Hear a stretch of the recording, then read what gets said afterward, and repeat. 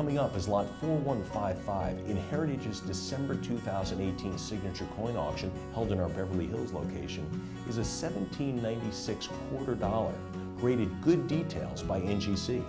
This is one of the iconic issues in early American coinage. Quarter dollar production began in 1796 and continued through early 1797, although the 1796 date was used throughout. After the final 1796 coins were delivered in February of 97, the mint did not manufacture quarters again until 1804, by which point a new large eagle reverse had been put into place. As a result, this is the only year that the small eagle design was used, and it is a necessity for type collectors.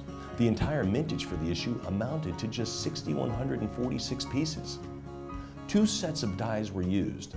The Browning 1 die pair is identified by the lower placement of 6 in the date, and actually it was struck after the Browning 2 variety. This well-circulated survivor features light steel gray patina. The glossy appearance is the result of repair work to conceal various surface problems and a plug near 4 o'clock on the obverse.